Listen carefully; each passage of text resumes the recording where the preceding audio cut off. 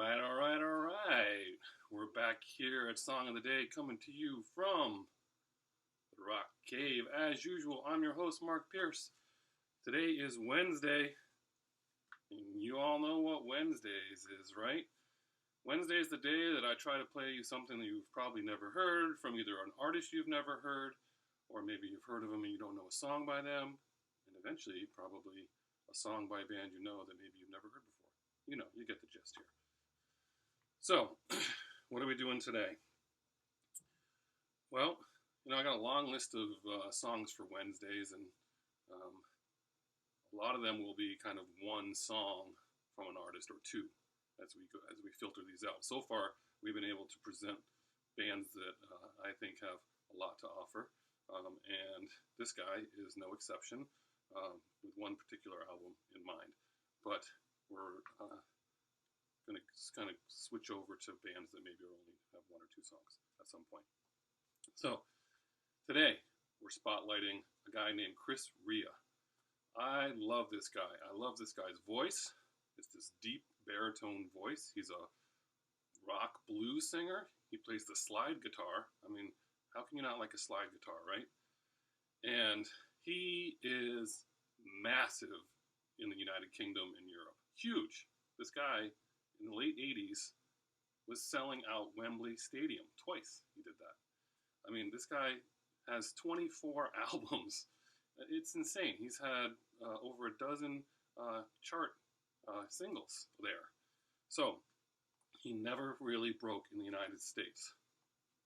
It's a crazy story, right? So he's 69 years old currently, from the UK, and he was not a musician early on. His father owned an ice cream business, and he kind of worked in odd jobs and did that kind of thing. He didn't even pick up a guitar till he was 21, and he was self-taught. So he was late to the game. Turned out to become a very accomplished guitar player, but late to the game. His first band that he was in was Magdalene in the early 70s, 73. That band had featured David Coverdale before he left to go to Deep Purple. His first debut solo album was in 1978, and he actually did have a hit in the United States in 78. It's called I Can Hear Your Heartbeat. I don't recognize the song. It's out there. I think it went to in the top 20 maybe, I'm not sure. But I don't recognize this song, and it doesn't really speak to me when I listen to it now. Around that time, he did tour. He toured 60 dates with the Canadian band Saga, which has come up in conversation already. Mike Murray, you know who you are. And he even opened up a stadium show for Queen and the Bangles, and he was like way early opening for them. So he's putting out records, and he has a deal with Warner Brothers, and he records two albums. He records one called Auberge and one called The Road to Hell. And he puts out The Road to Hell first, and the label doesn't really care for it and says, yeah, we'll let you put this out, but let's have Auberge ready to come out because that's the one that's going to be big. And then it turns out that The Road to Hell becomes his biggest, hugest album. So they have to wait on Auberge. So that's where I come in. My mother and her husband Dave introduced me to this album by Chris Rea. It's called The Road to Hell. This is a different album cover than the one that was originally there. You can see it's still wrapped in plastic. The reason is I've played this CD so much over the years that I was worried it would go out of print because he was not popular in the United States, and this is before digital music. So whenever I had a chance, I would always buy some backup copies of this CD. True story. So they played me this record, and I am blown away by this slide guitar, his deep voice, and these songs. These are great songs. This CD alone, to me, is the greatest hits. He's got a lot of records out there, and really, I only like a couple of songs here and there from his other albums. This album, every single song, I love.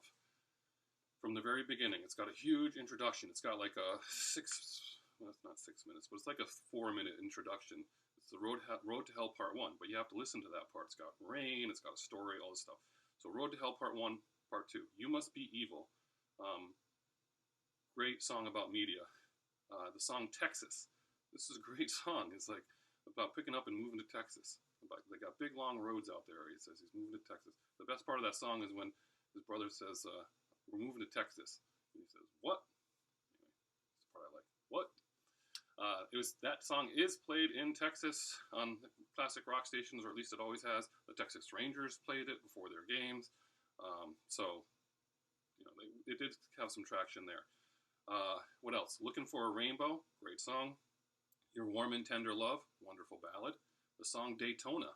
The song Daytona is not about Daytona Beach, Florida. It's about one of these guys. A Daytona Ferrari 365 GTB4. Yes, I happen to have one of these. Anyway, so, great song. That's a great song. That's what they always say. I just want to be with you. Another great song, and tell me there's a heaven. I have worn this CD out. I swear I have played this record so many times. It's incredible. I love these songs. You guys got to check them out. Of course, I'm going to be posting a bunch of them there. So then that album, Alberish, comes out. That has a couple good songs on it. In particular, I like the song Gone Fishing. That's a great song. Then he puts out another album, Espresso Logical, God's Great Banana Skin. I couldn't get these in the United States. These were now imports at this time. Another good song, Miles is a Cigarette, and Johnny Needs a Fast Car. Turns out he does really race cars, or is into race cars. But his hits in the UK are huge. Road to Hell, I Can Hear Your Heartbeat, Josephine, On the Beach, Working on It. Went to number 173 in the United States early in the 80s. I forgot to mention that. That is a song that got play on WPLR. If you remember the song Working on It, that's a good song. Maybe we'll put that under there too. Auber's Julia, a song about his daughter. Nothing to Fear, I think they used that in a movie somewhere. And If You Were Me, he did a duet with Elton John. So, he continues to tour, put out albums, 24 albums in total, like I said. He has a stroke in 2016, which curtails his touring, but he did put out an album in that year as well. So, what are we doing for actual song of the day? Obviously, on Wednesdays, I post more than one song on purpose because I'm trying to introduce you to these people, right? But clearly, for me, the song that has to be in pole position is The Road to Hell. So we're going to put that up there. That's your song of the day. But you got to check out some of these other songs on here because the slide guitar and his voice, really good stuff. Tell me what you think. I want to know. People play it. We got lots of good stuff coming up on Wednesdays. We'll be back to the usual stuff tomorrow. And don't forget, Saturday, you got homework to do because Sunday is episode 100, and we're going to do something fun on Saturday and Sunday. So make sure you stay tuned.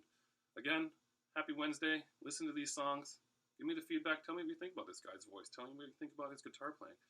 And as usual, have a great day and see you on the flip side.